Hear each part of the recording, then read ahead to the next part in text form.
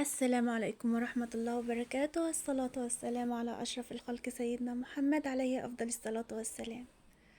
خلاص بقى يا حبايبي، فاضل أيام بسيطة ويهل علينا العيد. كل سنة وانتم طيبين، وربنا يا رب كده يعيدوا عليكم باليمن والخير والبركات والسعادة والفرحة وكل حاجة حلوة لكم يا رب. النهاردة بقى يا حبايبي يوم الشقة. جبت التوم، جبت 4 كيلو توم بالظبط من السوق.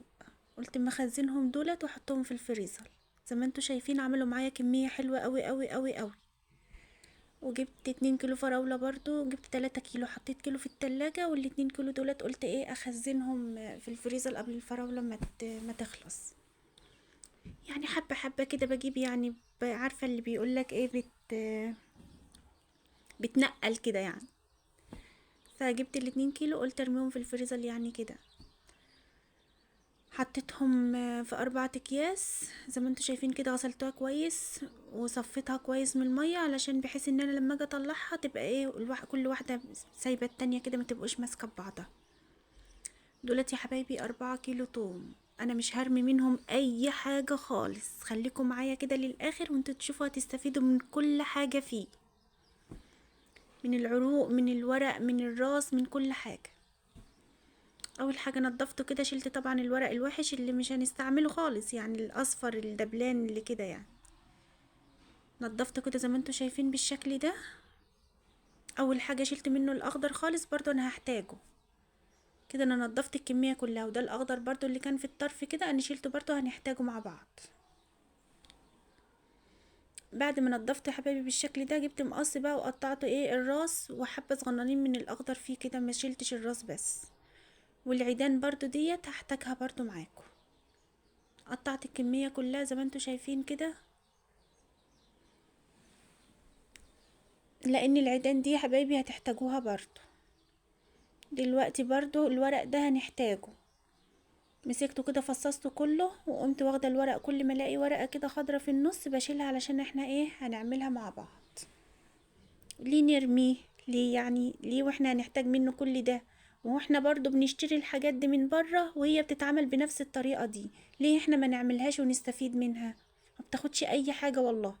على ما انا عملت التوم بصيت لقيتها اتحمصت في قلب الفرن، وطلعتها فرمتها على طول.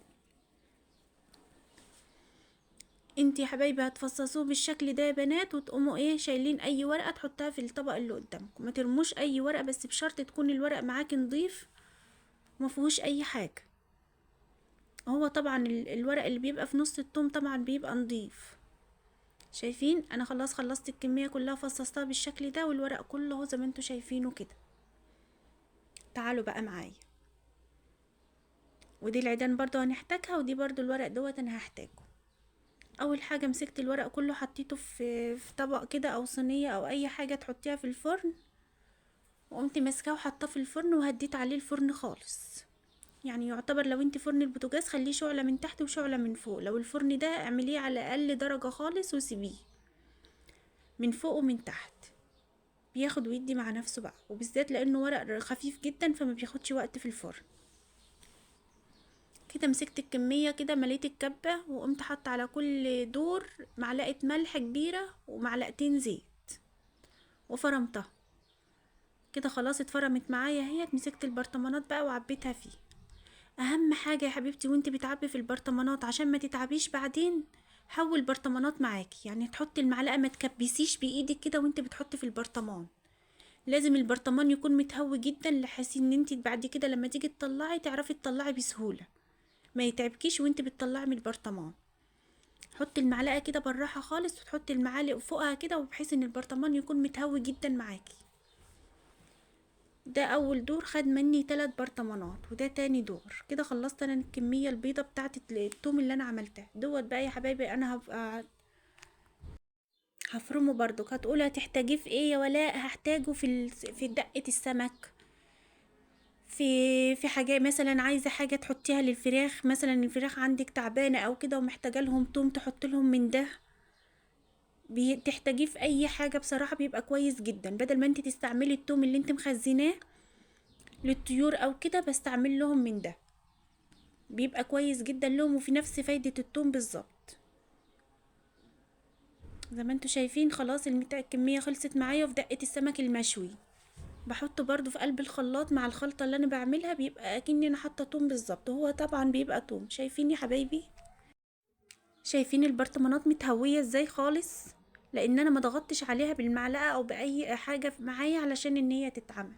والله يا حبايبي انا خلصت التوم من هنا، بصيت لقيته اتحمر معايا، وكمان اتحمر بزيادة. انا ما كنتش عايزاه يتحمر قوي كده، بس انا اتلمخت في الثوم يعني ونسيته شوية في الفرن. فانتوا يا حبايبي لما تيجوا تعملوه حاولوا ان انتوا ايدوكوا تبقى فيه على طول، فهو هيطلع معاكوا رقيق، يعني اللون بتاعه فاتح عن كده. وريحته كانت شديدة جدا زي التوم البودر اللي انا بشتريه بالظبط. دلوقتي شايفين طلع كمية معايا قد ايه؟ دولت شوية الورق بتاع ال4 كيلو بالظبط. دلوقتي انا خلصت التوم، حطيته في التلاجة في الفريزر. شايفين كمية ال4 كيلو بالظبط؟ عملت كمية كويسة جدا، واستفدنا كمان منه بتوم باودر. دلوقتي خلاص بقى انا خلصت التوم دوت. بقى يا حبايبي انا عندي بط صغير دوت، بيبقى مفيد جدا ليه، يمنع الاسهال، يمنع اي حاجة مش كويسة فيه. بتحطه لهم بالاخضر ده بخرطه لهم كده واحطه لهم بياكلوه، بيبقى حلو جدا لهم، يعني بيمنع عنهم اي حاجة، يعتبر مضاد حيوي ليهم. ويا سلام بقى لو عندك شوية كرات، الكرات مفيد جدا جدا جدا للبط. دلوقتي يا حبايبي بقى انا هعمل ايه القرقشتين بتوعي. خلصنا التوم، رحنا على القراقيش او الكحك. احنا حبايبي هنا ما بنحبش الكحك الناعم لانه بيتعب المعده، فانا عملت لهم قراقيش. القراقيش دي يا حبايبي انا ما رضيتش ان انا اخشنها قوي، فانا عملتها لهم شويه. حطيت 4 كيلو دقيق عليهم كيلو ونص سمنه. كيلو ونص سمنه بالظبط على ال4 كيلو دقيق. وحطيت التمن سمسم. حطيت السمنة على النار تقدح جامد، وحطيت عليها فيها السمسم بحيث ان السمسم يحمر مع السمنة ويتاخد لون واحد، يعني ما يتلونش معاك. لو انت حطيتيه في حاجة وحطيتي معلقة سمنة صغيرة وقعدتي تقلبي فيه، هتلاقي فيه حاجات حمرة وحاجات مش متحمرة، ما خدش اللون موحد. انما انت لو عملتيه بالطريقة ده يبقى جميل جدا. حطيته على الدقيق وقعدت ابس خالص لحد ما تبس معايا. اهم حاجة تقعدي تبسي فيه حوالي يجي ربع ساعة. انا كنت هحطه في العجان بس الكميه كبيره على العجان ومش هقعد مرتين اتنين، فقلت ان انا اقعد ابسه بايدي. وبعدين يا حبايبي جبت نص كيلو لبن، حطيت عليه ظرفين 2 خميره فوريه، وحطيت عليه 5 معالق سكر، وقمت حطاهم عليه بعد ما بسيته. لقيت الدقيق بتاعي لقيت الدقيق بتاعي يا حبايبي محتاج لبن تاني، قمت انا حطاله كمان نص كيلو. يعني ال4 كيلو معايا دقيق خد مني كيلو لبن. دلوقتي الملبن الطريقه دي جميله جدا يا حبايبي للملبن معاكي، عشان يسيح معاكي ويبقى كويس وتعرفي تقطعيه. جبت النص كيلو ملبن، حطيت عليهم معلقه سمنه. مع المعلقه سمنه ديت يا حبايبي حطيت معلقه صغيره بيكنج باودر، وتقعدي تعجنيه خالص. هتبصي تلاقيه بصراحه ولا بيلزق معاكي في ايدك ولا جامد معاكي، وملين جدا. وبصراحه بتحطيه في الكحك بيبقى جميل جدا جدا جدا، مش متكتل ولا انه يغمق ولا يجراله اي حاجه. والعجوه يا حبايبي نص كيلو عجوه، عليه 3 معالق كبار لبن ومعلقه سمنه، وحطيه على النار. هتبصي تلاقيها برضو بقت سايله معاكي خالص وتعرفي تتحكمي فيها وكويسه جدا. انا كورت شويه عجوه صغيرين، والنص كيلو ملبن كورته كله. وبعدين بقيه العجوه يا حبايبي جبتها عملتها بالطريقه دي. جبت كيسه فردتها وقمت حاطه الحته قطعه العجوه زي ما الكميه اللي انت عايزاها، وقمت حاطه كيسه تانية وقمت خبزاها اكنك بتخبزي عيش، بس خليتها رقيقه جدا جدا جدا زي ما انتوا شايفين كده يا حبايبي. خليتها رق، يعني رق الشيبسي كده. الكميه دي عملت معايا 2 كبار وواحده وسط. شايفين؟ لما بتعمليها بالطريقه دي بتعرفي تتحكمي فيها واكنك بتخبزي. جبت يا حبايبي بقى العجين خلاص خمر معايا، قمت جايبه الميزان وقعدت اوزن علشان تبقى كل قطعه قد التانية بالظبط. يعني انا اول حاجه قلت اخلي القطعه 30 جرام. عملت صاج القطعه فيه 30 جرام، بس حسيت ان هي كبيره شويه. وانا بخبز يا حبايبي كنت مولعه الفرن البوتاجاز جنبي وقاعده جنبه بخبز واحط على طول في قلب. فاول صاج دوت انا عملته 30 جرام، فحسيت ان هو لما اتحط في الفرن الكحكايه خمرت. فحسيت ان هي حجمها كبير شويه، مش كبير شويه قوي، يعني كبير سيكه كده. فقمت انا ايه منزله 5 جرام، فخليت كل قطعه من 25 جرام. بقت الكحكايه طالعه معايا شكلها كويس كده وحاسه انها مظبوطه. دلوقتي شايفين بقى قمت جايبه حته عجينه كده من الكحك وقمت خبزاها، وشايفين بيعملوها بنفس الطريقه دي. دي يا حبايبي بقى القراقيش اللي انا بعملها. حطيت الرقه بتاع العجين، وحطيت الرقه العجوه اللي انا خبزاها، وقمت حطاهم على بعض، وقمت لفاهم في بعض اكنهم لور كده بتلفيه، وقمت مبططه عليه.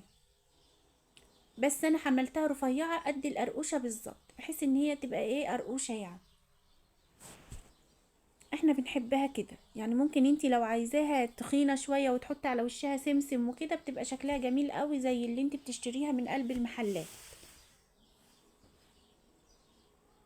بس انا عندي الاولاد بيحبوها كده. وعملت شويه ساده كمان. بقيت العجينه بقى يعني خلصت العجوه وخلصت الملبن، بقيت العجينه عملته ساده بالشكل ده. انا عن نفسي ما بحبش العجوه والملبن، بحب الساده. بالذات بقى بحته جبنه حادقه كده بكوبايه شاي، بحبها بالشكل ده. وشايفين النتيجه النهائيه؟ جميل جدا بصراحه، ولا ناعم ولا خشن. دلوقتي بقى نعمل الاكل. خلصت كده على الساعه 2 كده، كنت مخلصه ده وده. قلت اعمل شويه قلقاس من اللي انا مخزناهم معاكم. تعالوا بقى نشوفوا انا بعمله ازاي. بصراحه كان دايب زبده كده، زبده. جبت بصلايه وفصين توم وعود خضره يا حبايبي، قمت ضربه دولت مع بعض في الكبه، وحطيتهم في شويه معلقه سمنه كده وتشوحوا مع بعض. ولما تشوحوا يا حبايبي مع بعض، قمت جايبه ايه قطعتين لحمه كده صغيرين كانوا عندي، قمت حطاهم في قلبها عشان يحلوا، مع معلقه فلفل اسمر، مع معلقه ملح كده وخلاص. اتحمرت معايا، احمرت كده يا حبايبي واتشوحت مع اللحمه، قمت نازله بالطماطم.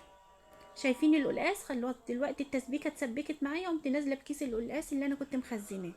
بصراحه جميل جدا، ولا غير لونه ولا اي حاجه. مرق الدجاجه دي يا حبايبي علشان ايه ما نزودش ايه ميه كتير. كان عندي برضو شويه شوربه كده في التلاجة، قمت انا مطلعاهم زودتها بيها. شايفين منظره؟ كان جميل جدا بصراحه. عملت جنبه شويه رز بالشعريه كده زي ما انتوا شايفين. حطيت معلقه سمنه ومعلقه زيت وحمرت شويه شعريه، وبعدين نزلت بالرز يتشوح معانا.